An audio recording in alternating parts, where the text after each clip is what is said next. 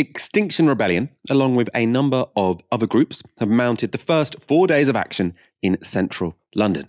It's all part of a protest they are calling, quote, the big one, and follows their move away from disruptive and illegal direct action. Protesters have today been holding pickets outside various government departments and listening to speeches on College Green opposite the Houses of Parliament. The new, softer tactic is a bid to make the events more inclusive, encouraging people to take action against climate change without risking jail time. Now, that risk of jail time is one we had another reminder of today when two members of Just Stop Oil were sentenced to more than 2.5 years each in prison.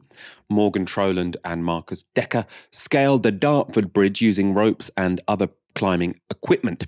The action caused the police to close the bridge for over 40 hours. The sentencing judge said, quote, you have to be punished for the chaos you caused and to deter others from copying you. To discuss today's events in central London, I'm joined now by Alanna Byrne from Extinction Rebellion. Alanna, thank you for joining us today. First of all, the basics. Why is today's event called the big one? Yeah, thanks so much for having me, first and foremost. And also, I'm really glad you mentioned Morgan and Marcus. It's like obviously devastating news for us hearing about that today. So yeah, we've called it the big one because like the intention was to, bring as many people to Parliament as possible for this weekend. We've obviously, as you mentioned, we've sort of changed our strategy a bit this year, where we announced in the new year that we would stop, pissing people off, as it were, and like disrupting people, like getting in the way, and that we would instead prioritize attendance over arrest, as it were, and do the sort of deep work of building community and relationships with other organizations. That's like, that we, and it's really succeeded, right? We've got over 200 organizations involved in this, including, Greenpeace and Friends of the Earth. We've also got a PCS union and nature organizations and climate justice organizations as well. This is such an important part of the work. We've always believed at XR that a mass movement that becomes impossible for the government to ignore is like the key to change. So we're really excited about this weekend and what potentially comes after this. And I suppose, is it a bit of an experiment going more soft or having a sort of more soft attitude, a more soft outlook?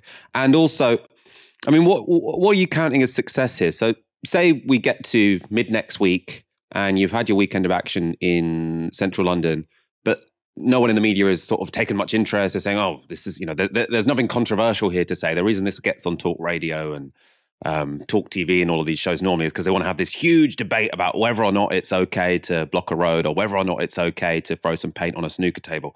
If it turns out that after all of this organisation, the media aren't bothered because it's not controversial enough, will that cause you to change your tactics, or is that just not what you're looking for now? First and foremost, like we've had so much attention, actually. Like we've had the most amount that we've had in quite a long time in XR. So, even I've been like quite amazed at how, much media attention we've sort of been getting already. It is a bit of an experiment. Like, look, I personally, and I know, the majority of XR, like we know that disruptive civil disobedience has shifted the dial on climate awareness, and we believe in it wholeheartely. But we're constantly told time and time again that we're not bringing people with us. That people believe in our cause but not in our tactics, and so I guess we've sort of thrown a bit of a gauntlet down this year to say, okay, fine, like we'll change, we'll shift stuff around a little bit. We won't get in the way, but we need everybody to just show up. You don't have to come down and chain yourself to Parliament or glue yourself to a road, but like we need you to be there. And it just to be clear, like we know that 8 out of 10 people in the UK, the polling shows, are deeply, deeply concerned about the climate crisis. But like the climate movement, I guess, isn't necessarily growing exponentially, you know? So where are those people and why aren't they coming? So I think we've said to ourselves, like, we'll try this for a little while, you know, we'll be as accessible as possible and see if we can bring out the numbers and also build community with these other groups, right? That's such an important part of this. So I think, I think things could change following this weekend. What we've said is, like, we've made demands to the government. We've said, you know, what we're calling for is an immediate end to fossil fuel licensing, and we want the transition away from fossil fuels to be led by citizens via citizens' assemblies. You know, we need to bring the public with us on this because the change is going to be so dramatic. But let's face it, the government is very unlikely to respond to these demands. I know that, and so I think come Monday, when we haven't heard from them, the idea is that we are deliberating across this weekend with these other groups to say, right, how do we step up our plans? And we intend to go away and discuss how we potentially escalate this and build more. I'm not saying we're necessarily going to go back to major public disruption with all. I can't speak for those organisations, but we definitely intend to ramp things up following the weekend. And let's talk a bit more about your objectives. So you've mentioned there the demand, which I think is part of this weekend's sort of protest, to say no new oil exploration in the UK. Very reasonable. I think people are now, going to be quite sympathetic towards that. Obviously, Just Stop Oil have a similar message. I mean, what's the broader vision when it comes to sort of how climate change should be tackled? I mean, because there's lots of areas where it's going to be harder than, say, moving away from oil and going for electric cars, things such as concrete and steel. Sort of what's the big Extinction Rebellion vision of how we decarbonise quicker than currently are in government plans? Extinction Rebellion has never claimed to have all the answers, and we certainly don't know exactly what needs to happen. But we also know that politicians don't have a clue. It's so blatantly obvious now what's happening, not just with climate, but generally with the crisis within society, with striking workers, and et cetera, et cetera.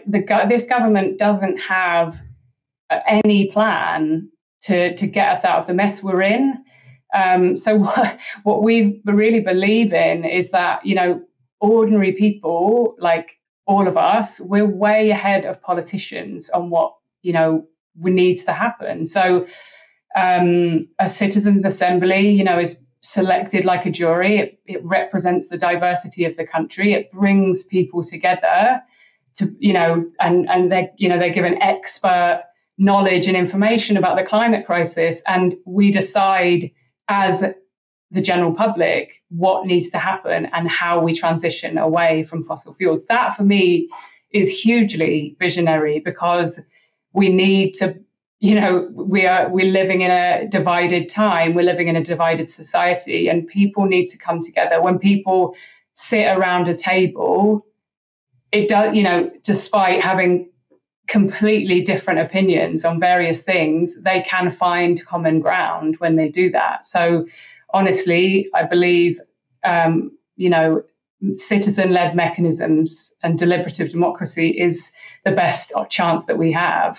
I mean, I think that's an interesting idea. The idea, I suppose you could say, once you move it away from party politics, it's going to be easier to actually make difficult decisions, because none of the political parties really want to come forward and say, we're going to make it more expensive to fly, for example, but maybe a citizens' assembly would come to a decision such as that.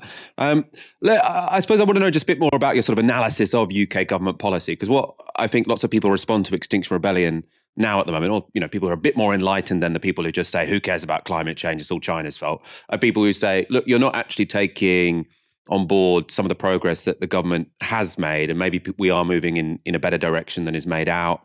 I was just looking it up today. Emissions in the UK are down 49% on 1990 levels. Now, obviously, the scale of the emergency we're seeing We need to get down to zero as soon as possible. I'm not questioning that in any way. But I suppose I want to know your sort of broader analysis of UK government policy and our record on climate, and where you think the biggest failings are, what people should be focusing on, as well as sort of new oil exploration.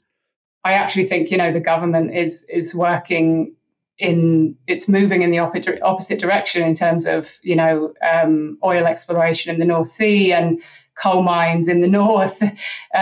So actually, I don't believe that they're doing what needs to happen. We know the IPCC is clear, right? The IPCC report is clear that oil and gas exploration, it has to end, and it has to end now. That's like the most clear part of that